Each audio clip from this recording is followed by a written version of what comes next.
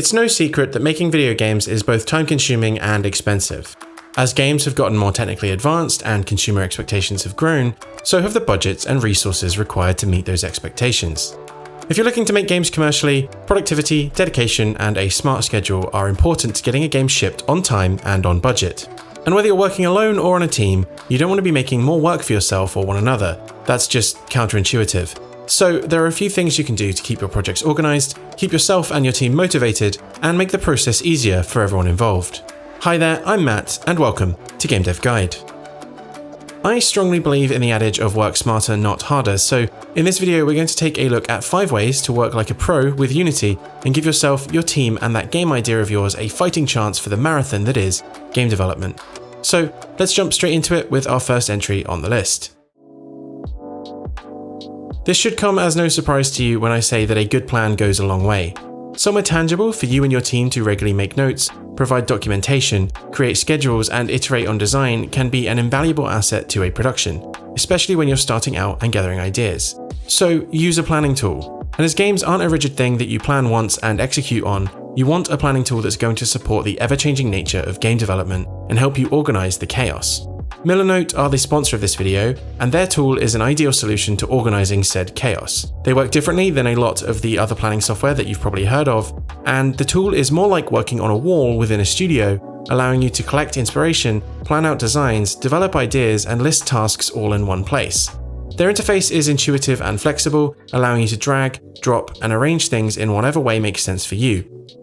For me, one of the most valuable things to do when planning a project is breaking up the design into development tasks and moving items across as I go through them. A lot of the studios I've worked with plan tasks this way, and Millernote is ideal because the card functionality is built in natively and can link to other boards.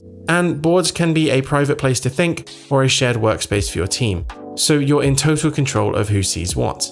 Millernote helps you organize the complexity of designing a game with ease. It's free to use with no time limit. The link is in the description below to sign up. One of the key things I like to do from the start is organize my scenes. While prefabs are definitely valuable and share a lot of the same benefits, having multiple scenes for different parts of your game assets is a lifesaver, especially when working in a team and using source control. A multi-scene workflow basically involves breaking your game up into logical chunks such as UI, lighting, art, and gameplay code, and then in play mode, either combining them all together or moving them dynamically into a runtime scene. I've worked on multiple projects with teams in multiple engines, and a multi-scene workflow is one of the shared traits across them because it allows different members of the team to work on the same area of the game at the same time. So for instance, I can be programming game data and an artist can be messing with the environment lighting at the same time as me without either of us creating conflicts or creating merging issues in source control. It definitely changes the way you think about structuring your project, but ultimately by breaking scenes down into different chunks, you save a lot of headaches in the long run. It can also be a really nice way to manage your state cleanly by separating your game out into collections. For most of my projects, I'll have a couple of scenes that persist from start to finish, or between different states of the game. So for instance, I'll have a core scene, usually called boot scene or application or something. This then handles all of the other scenes and states and anything else that has to exist from launch. I'll then make a front-end collection of scenes, like a background scene and then the front-end UI.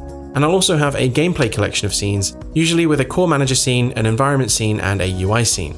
Then I may hot swap different scenes in and out of the game, but anything that handles the game state and game data is in this gameplay collection. This way, when the scene collection changes back to the front end, the game state is reset cleanly. This one is pretty straightforward and should carry across your project, but put the time into naming things. Whether it's files, folders, variables, or methods, good, human-readable, descriptive names make everyone's life easier. Not to mention, when you come back to that project in 6 months, it's a lot harder to pick things up if everything is named in gobbledygook or abbreviations you no longer remember. Do yourself the favor and set your own conventions. I don't believe in the strict by-the-book naming convention rules like some programmers do, and frankly, those are usually the worst people to work with, so please don't be like that unless there's a really good reason. Most of the time, as long as things make sense at a glance and are readable by the team, you shouldn't have a problem. For tutorials, I'll usually be a little bit less strict about that side of things because it wastes your time, but my production code is usually broken up and organized. And the same should apply when it comes to file naming and asset naming. Some teams will have naming conventions for files and file indexing, so it can be beneficial to start working that way if you're intending to work on larger productions. For instance, having all assets starting with a prefix based on their type and function can be extremely beneficial if you're searching an asset database from outside an engine, or if there's going to be a lot of similarly named files in different formats. Making it fast and easy to find things at a glance is an extremely valuable trait you can provide your team. And for the final organization icing on the cake, take advantage of custom icons on your scripts. When you're working on assets with lots of monobehaviors, being able to differentiate your scripts at a glance saves you so much time. And the icons show up across the editor, making scriptable objects easier to identify and custom groups of code a breeze to see in the inspector. Most people watching this video probably already use source control in some capacity, so I'm not going to lecture you on the benefits of source control. However, I'd wager that most of you watching this are using GitHub or alternatives like Bitbucket as your source control system. Personally, I've always hated both of these and found that Git-style workflows frequently cause more headaches than they're worth, unless you're a wizard with command prompts and a PhD in computer science. That's kind of the thing with Git, it's good until it's not, and then when it's not, it's really not. You see, Git source control isn't really designed for making video games, it's essentially designed for basic, easily merged text files for websites and software. Games encompass a much larger fraction of assets that are just awkward to handle in the way that Git handles files. So if you're using Git right now, consider dropping it for your next project and switching over to something like Plastic or Perforce.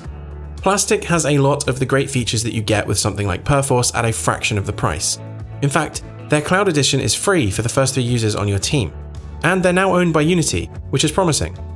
Plastic offers significant benefits over Git and even Unity Collaborate to some degree. So I've posted a link below if you want to see a full breakdown of the features. But as someone who made the jump last year and hasn't looked back since, some of my favorite features are how quickly it processes large files, how you can check files out and lock them so other users on your team can't accidentally edit a file you're currently working on and cause a merge conflict, and in the instance where something does go wrong, how nice and easy it is to be able to cherry pick and revert individual files. Also, their GUI is just generally better than the nightmare of anything out there that's dealing with Git. I've been using Plastic on a number of different projects with a couple of different teams over the past year and have absolutely fallen in love with it.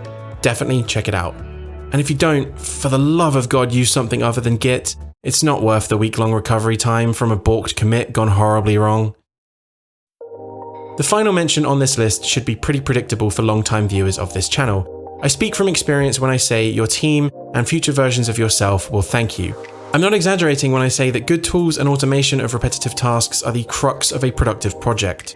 So, do the work early, and if you spot an opportunity to automate something, do it. You'll often spend less time building the tool or automating the pipeline than you think, and it will save so much time for everyone involved, freeing up valuable time and resources to focus on things that matter. One of the greatest selling points about working in Unity is how extensible a lot of the engine is. So investing some of your time in learning how to extend Unity and build your own tools means that you're getting the most out of the engine. You don't need to reinvent the wheel every time either. There's tons of custom tools on the asset store, many of which have visible code bases, so they can give you a great insight into some of the things you can do, while also getting extended functionality with little work. Some of the custom tools I've built that have saved me so much time across projects are a localization tool, a thumbnail/icon generator for game items, an NPC prefab builder, runtime behavior tree tools, dynamic menu generation for scene collections, and even a tool that automatically builds the game and uploads it to Steam within the click of a button. The possibilities really are endless. I can't sell the benefits of custom tooling enough. I am a big fan. And that brings us to the end of the list.